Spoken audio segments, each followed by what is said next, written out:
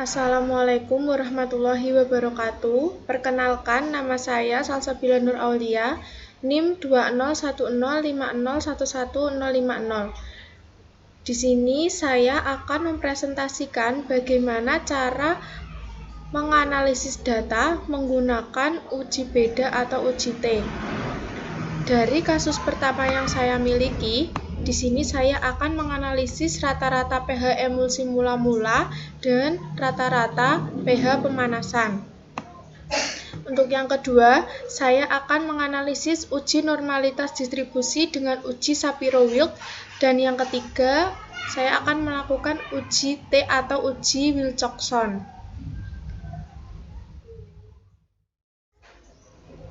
Yang pertama, di sini saya akan menganalisis rata-rata untuk pH mula-mula dan pH pemanasan.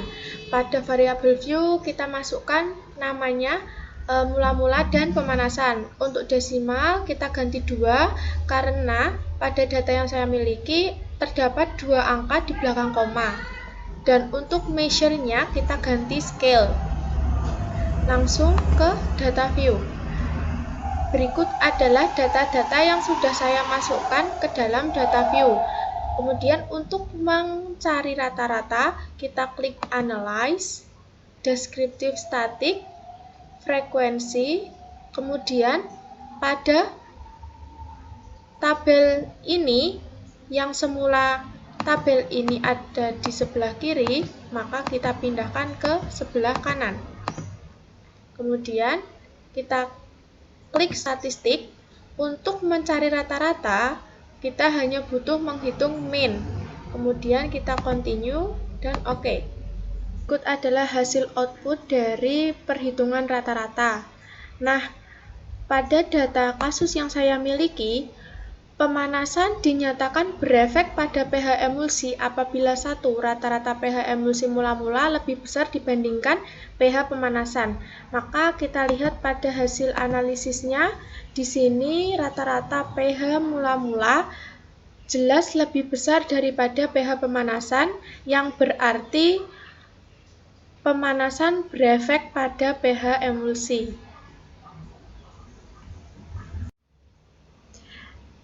Syarat parametrik pada praktikum kali ini yaitu data harus terdistribusi normal dan data harus homogen. Untuk mengetahui data tersebut terdistribusi normal atau tidak, maka dilakukan dengan cara menggunakan uji Kolmogorov-Smirnov dan uji Shapiro-Wilk.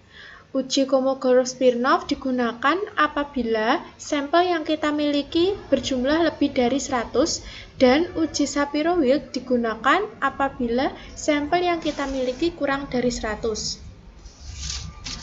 Nah, sekarang saya akan melakukan uji normalitas menggunakan Shapiro-Wilk. Langsung saja kita menuju ke Analyze, kemudian Descriptive Static, Explore. Nah, sebelumnya mula-mula dan pemanasan berada di kolom sebelah kiri. Kemudian kita pindahkan semua ke kolom Dependent List. Kemudian pada Display kita pilih yang Plots.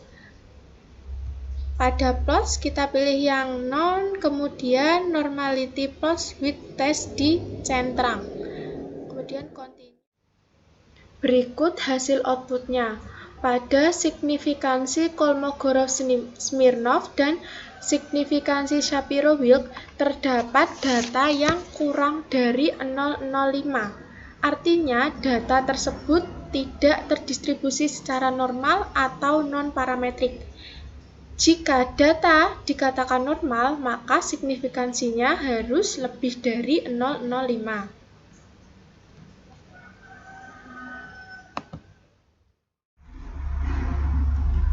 Pengujian kita lanjutkan ke uji Wilcoxon, karena pada data termasuk data yang tidak terdistribusi normal atau non-parametrik.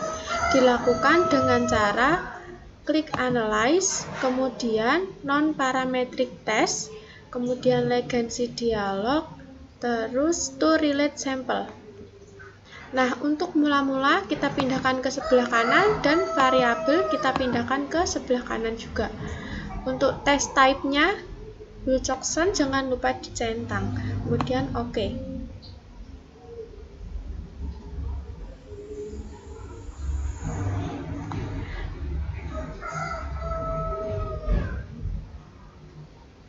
Berikut hasil output dari uji Wilcoxon.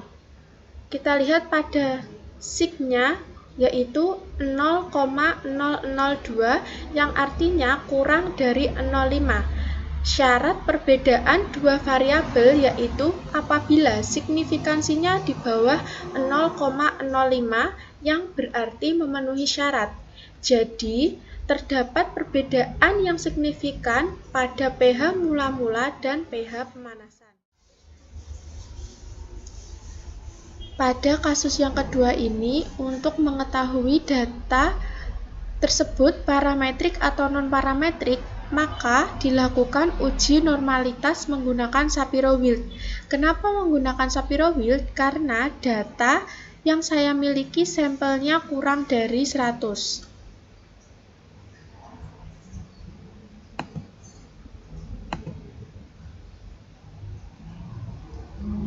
Langsung saja kita menuju ke variabel view. Di variabel view kita nama diisi lokal dan import, kemudian desimalnya 2, labelnya lokal dan import. Kemudian yang lainnya bisa dilihat sendiri ya. Langsung menuju ke data view. Nah, ini adalah data-data yang udah saya masukkan sesuai dengan kasus yang saya miliki. Kemudian untuk menguji normalitas dengan menggunakan Shapiro-Wilk, maka kita menuju ke Analyze, Descriptive Static, kemudian Explore. Nah, untuk lokal dan import kita pindahkan ke kolom Dependent List. Untuk displaynya kita ganti Plots. Untuk plots kita pilih non, deskriptifnya dihilangkan, normality plots with test, kemudian continue dan oke. Berikut adalah hasil dari uji normalitas menggunakan Shapiro-Wilk. Nah, kita lihat pada signifikansinya di sini salah satunya yaitu memiliki nilai kurang dari 0,05 yang artinya data tidak terdistribusi normal atau non-parametrik. Berikutnya, kita melakukan uji homogenitas varian. Pada nama kita tulis merek, kemudian desimalnya kita nolkan, labelnya merek minuman, untuk values-nya yang satu yaitu lokal dan 2 impor. Bisa diingat-ingat ya. Kemudian di oke. Dan untuk yang kedua yaitu kadar, desimalnya kita ubah menjadi 2. Kemudian labelnya kadar sakarin, values-nya ini dibiarkan saja. Kemudian kita langsung menuju ke data view. Nah, di sini untuk merek yang satu tadi untuk yang lokal dan yang 2 untuk yang impor. Atau kalau kalian masih bingung, bisa menggunakan seperti ini.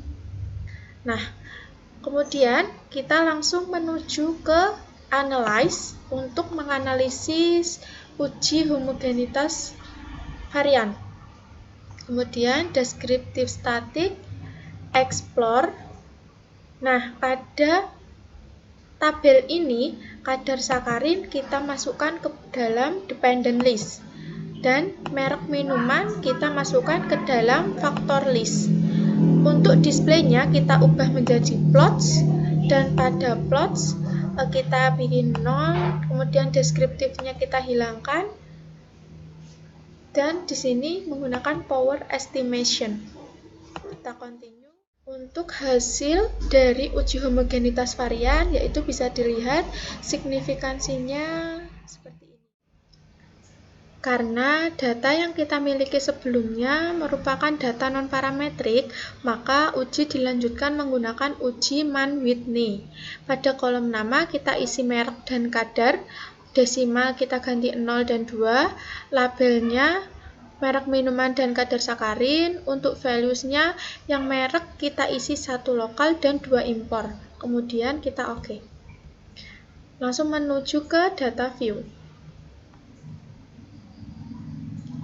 Berikut adalah data-data yang sudah saya masukkan sesuai dengan kasus yang saya miliki. Nah, untuk melakukan uji Mann-Whitney, kita menuju ke Analyze, kemudian Non-Parametric Test, kemudian kita pilih yang Two Independent Sample. Nah, kadar sakarin kita pindahkan ke Test Variable List, dan merek minuman kita pindahkan ke Grouping Variable. Terus kemudian kita klik Define Group. Untuk grouping, grup 1 kita ketik 1 dan grup 2 kita ketik 2. Kemudian continue. Dan pada test type-nya kita centang yang Mann-Whitney. Kemudian pada option kita klik statistik. Kemudian continue. Kemudian oke.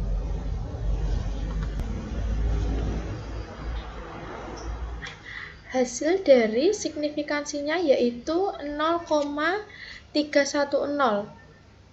Syarat terjadi perbedaan apabila signifikansinya yaitu kurang dari 0,05. Maka di sini signifikansi tidak memenuhi syarat perbedaan.